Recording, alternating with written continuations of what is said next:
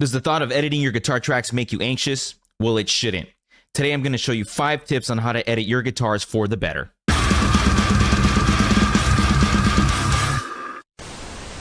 Alright, before we dive in, a quick heads up. I am now offering one-on-one coaching slots for anyone aspiring to level up their metal production game. Interested? Book a free call with me through the link below, and let's elevate your production skills together. Okay, so when I first started to learn how to edit guitars, to be completely honest, I'd make bad edits and over-edit the guitars all over the place, and I don't want you guys making that same mistake, so here are my 5 tips for you guys to make sure that doesn't happen. So tip number 1 is to use manual slip editing over quantization. If you quantize your tracks, you'll end up with artifacts that cause distortion and not really the good kind that we want. And on top of that, you'll also kill the life out of the performance. We're going to use a song that I recently recorded with my guitarist, and I'm going to show you the difference in sound between manual slip editing and quantizing. And I have done both methods off screen. So first up, I'm going to show you guys what the quantized version sounds like.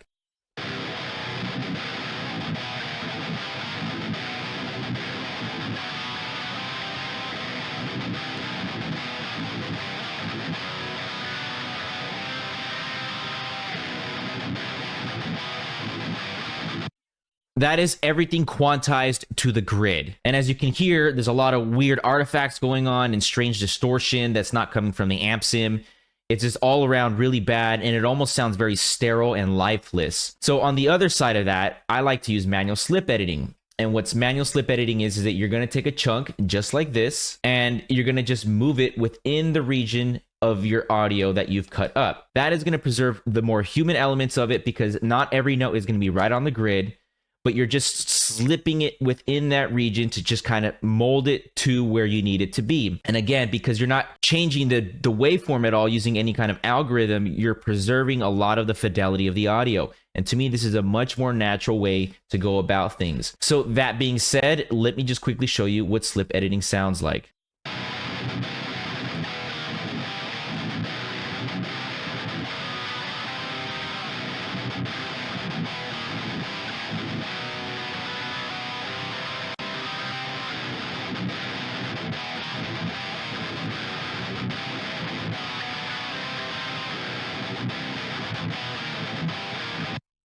So a lot more natural. There's not a lot of that weird jarring artifacts going on. And as you can tell, I'm using much less cuts as opposed to what was going on top on these quantized version. So again, you're not distorting any audio using strange algorithms. You're preserving the original takes really, and you're just kind of slipping them in within the region to make sure that they just fit well within the track. If you guys don't know how to do slip editing, it's really easy. Let me just quickly show you guys what that would look like. What you're going to do is you're going to highlight a region that you want to, edit. And in this case, let's assume it's this area here, and that's going to sound like this, unedited. Okay, so I'm going to just cut the front end of that region and then the back end here. And then I'm just going to zoom in. And as you can see, the guitar player is just a little bit ahead of the beat consistently. So there's no need for me to go in on every note and cut everything up. All I got to do is just slip them back. And then as you can see here, here's the issue again, where he's a bit ahead of the beat. So I'm going to just cut here and then just slip edit back a little bit. And then there you go. He is now back in time for the rest of the measures. So that is tip number 1, to use slip editing over quantization so that you can avoid getting any of the strange artifacts that you get from the algorithms. On to tip number 2, which is recording super tight takes. So how do we avoid the need to edit, or if needed, to minimize the amount? Honestly, it comes down to the way we track our guitars. And we have to be incredibly picky here. Work in sections as small as necessary to get the takes as tight as possible. And depending on the type of part, I usually like to work within 4 to 8 bar chunks. Less if it's like super technical death metal or something like that. So let me show you what that looks like. Here is a chunk of 4 bars that I recorded, and I had to do no editing onto these because the guitar player was super on and on time, and absolutely unnecessary for me to have to edit anything here. So let's take a look at that.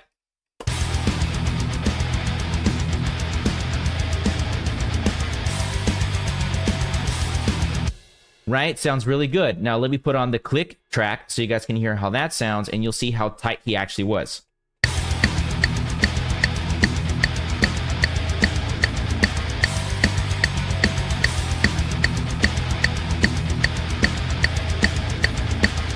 In my mind, that is a perfect take. There's no need for me to edit anything. You can totally hear he's really tight playing, but at the same time, it doesn't sound edited at all because it wasn't needed to be edited. So that's going to be my tip number 2 for you guys, and that is to track in 4 to 8 bar chunks or as small as necessary to get the tightest takes possible so that you can avoid having to actually edit your guitars. However, what if a riff is good, just like these two, but has maybe 1 or 2 little mistakes?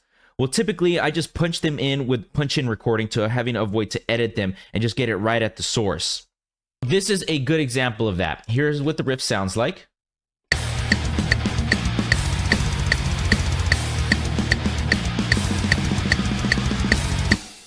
Okay, and it sounds perfectly fine. And if you can see the guy tracked 8 bar chunks here, but on the top, it was split up ever so slightly. And especially in this area here, there was a bit of a mistake on the left side of the guitar. So all I had him do was just punch in that particular section. So let me just quickly show you guys what that sounds like.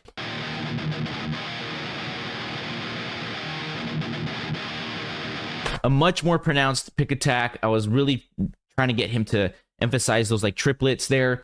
So I just found that the rest of the take was very well done, but only this section. So like as you can see here, everything else was unedited or unpunched in. The only section that needed to be fixed was that little highlighted section that you see here.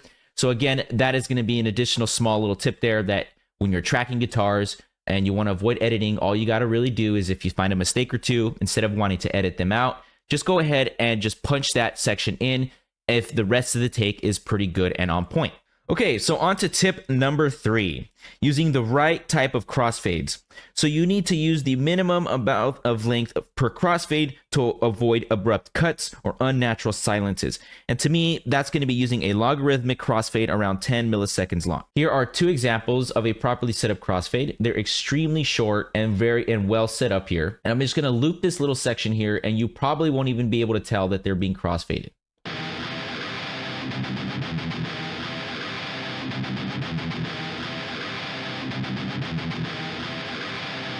See, there's no like clicks, there's no pops, there's no unnatural gaps in the sound whatsoever. And that's exactly how you're going to want your crossfades to sound. Let me just quickly show you what that sounds like in stereo.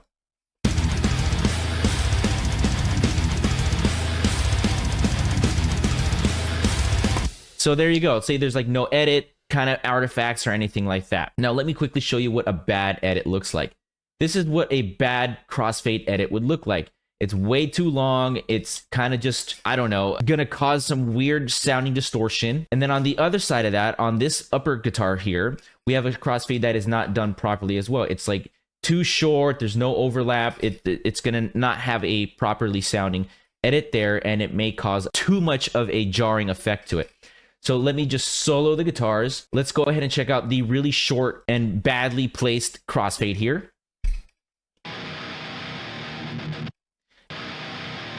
There you go. See, like there's no like delineating line between where that pick attack starts and then the note starts. Let's just play for that one more time. So it's something that you got to train your ears for if you're having trouble hearing, but just be careful when you have crossfades that look like this. Remember, you want them to kind of overlap to the point where they look more like the other original ones that I had here. They look like this. They have a perfect overlap, and there's no artifacts going on. And then now let's go ahead and check out the other side of that. The crossfade is just kind of bleeding into the tail end of the other notes and also bleeding into the start of the other notes. So as you can see here, this is a very large crossfade, much longer than 10 milliseconds, and you're going to hear it where the notes kind of just start to blend and murk together, and it's not going to sound like he's playing it. It's just kind of weird, like the haziness to it. So let's go ahead and play that.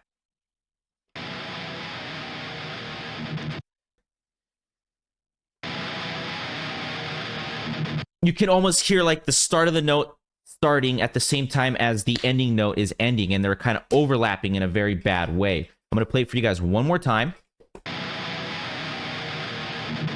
And over time, imagine if you have a bunch of crossfades like this, your guitars are going to just sound like they're just not really being organic and lining up right. It's just going to sound like there's always these weird, strange haziness to the start and ends of the phrasings of each element. So that's my tip number 3 for you guys, is to send your proper crossfades that are no longer than 10 milliseconds long and make sure that they're logarithmic. All right, now I quickly mentioned pick attack, which leads me to tip number 4, and that is actually to preserve your pick attack. Let me show you guys what that looks like. All right, so here we have an example of what pick attack looks like. Do you guys see this squiggly little black line where my little crosshair cursor is at? Right before the large portion of the note here. That is actually your pick attack. And by preserving your pick attack, that is what's going to make sure that your edits sound extremely natural, and it's going to sound like your guitars weren't edited at all. However, by removing and eliminating that portion, similar to something that would look like this, which I see a lot of beginner guys make, and myself included, that's going to make your guitar to sound more fake and a lot more like MIDI. Because MIDI, the issue with MIDI is there's no real organic pick attack there. It's just like a sustained note. However, and you're going to replicate that kind of strange artifact and effect by eliminating the natural pick attack on your guitar DIs here. So you want to just make sure that when you're editing your guitars, that this is always present. Now, there's 2 schools of thoughts on how to preserve your pick attack. Some people like to have the pick attack before the bar line here, just like this. I like to have it slightly ahead. It really doesn't make that much of a difference. However, there is just those 2 options for you guys if you guys weren't aware of it. However you guys feel more comfortable to edit your guitars is the way I suggest you guys do it. But for me, I like having the sustain of the note, which is the largest portion of the note, be right on the grid, and the pick attack just slightly ahead. For me, in my mind, it just makes more sense in terms of timing. Again, there's no right or wrong way to do this. Some people, and many pros, do it where the pick attack is right on the grid as well. Regardless of that fact, let me quickly show you guys what that sounds like if I completely eliminate the pick attack.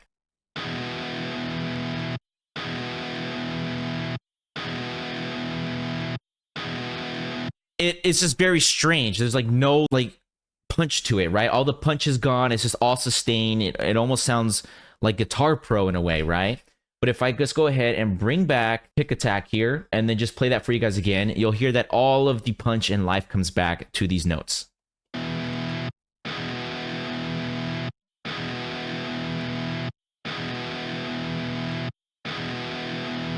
And again, let me remove the pick attack and play for you again.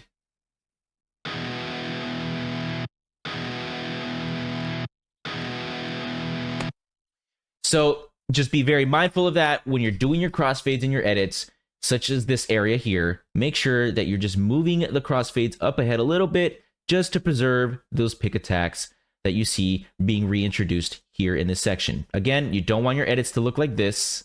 You want them to look a little bit more like this, where the squiggly line in the front is being present so that you guys can protect your pick attack. All right, so on to tip number 5, over editing. Now, the previous example was the perfect segue to our final tip. Using a different example, I'm going to showcase over editing your guitars. It completely removes the human element that makes your guitars ultimately sound huge in the mix. So I suggest to exercise restraint here and really make sure that the parts that you're editing actually need to be editing.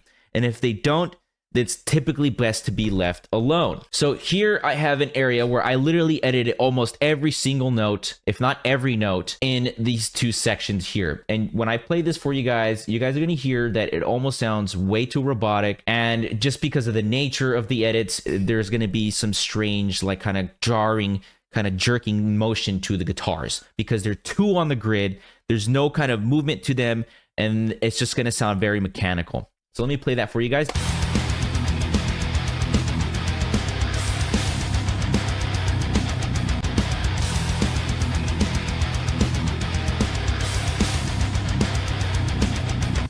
Now, it may not sound too bad, and that's because I preserved a lot of the pick attack, but if you pay attention to the way the actual feeling of this, it's going to sound a lot less exciting, and it almost narrows the width of the guitars in a way because they're now too tight together. However, if I were to bring back the original performance and then play that for you guys, then you guys will hear that you guys are going to have a bit more groove to the guitars. They're going to sound a little bit wider and a little bit larger, and it's going to just sound better overall in the music.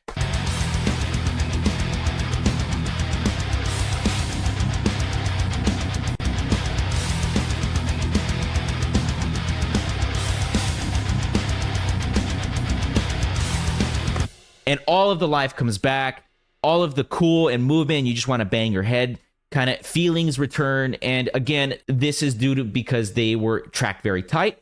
There's no editing going on here because I didn't need any editing. And in the previous example where I over edit everything just like this, all of that life was stripped away. And I'm going to play that for you guys one more time now that we've heard the contrast between the two.